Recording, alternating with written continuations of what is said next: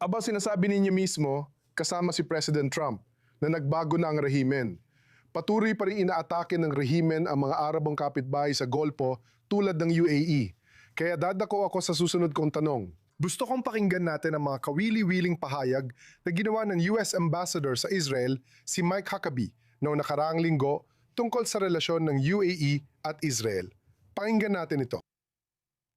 Pwede ba akong magpahayag ng taos-pusong pasasalamat at paghanga sa United Arab Emirates? Para sa akin, ang UAE ay isang huwaran. Sila ang unang miyembro ng Abraham Accord. Pero tingnan mo ang mga benepisyong nakuha nila bilang resulta. Nagpadala lang ang Israel ng Iron Dome battery sa Tauhan para tumulong sa operasyon ng mga ito. Bakit kaya? Dahil may natatanging ugnayan ang UAE at Israel batay sa Abraham Accords. Kaya, kamahalan. Ibig kong sabihin, napakahalaga ng mga pahayag na yan. Gaano kahalaga ang suporta na natanggap ng UAE mula sa Israel? So tingin ko, ilagay natin ito sa ganitong paraan. Nariyan ang Ehipto na lumagda sa kasunduan sa Israel. Nariyan din ang Jordan na lumagda sa kasunduan sa Israel.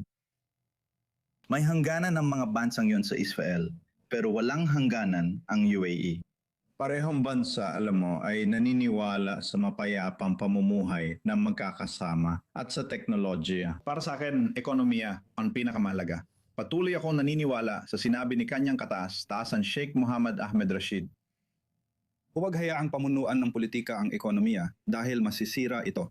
Hayaan mong pamunuan ng ekonomiya ang politika dahil magbubunga ito ng maganda. Sa tingin ko, ang ekonomiya ang maaring maging pinakamagandang gabay para sa anumang relasyon kapag nandoon na ito. Makikita mo na maraming Israeli ang tahimik at maayos ang buhay dito. Sa tingin ko, nagkaroon tayo ng 70 taong galip pero kapag nawala ito, magiging mas maayos ang lahat. Sobra na yan. Hindi umatake ang Israel. Hindi tayo inatake ng Israel. Ang Iran ang umatake sa atin. Kaya bakit ako magtatanim ng galit sa Israel at makikisama sa Iran na siyang umaatake sa atin araw at gabi?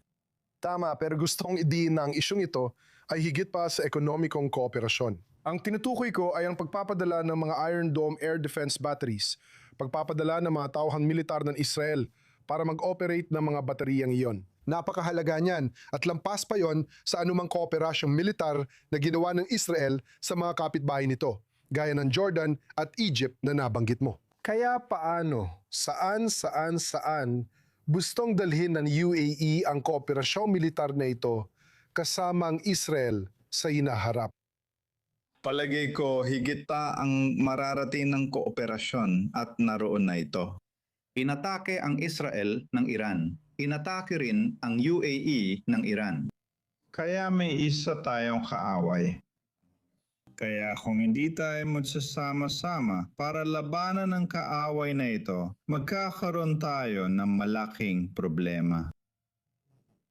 Sa tingin ko, ito ang opinion ko. Sa palagay ko, kailangan ng rehimen na matanggal. Ito ang opinion ko. Wala itong kinalaman sa gobyerno o kahit ano paman. Kaya sa tingin ko, ang rehimeng ito ay 47 taon ng pamumuhay sa pagkakaisa.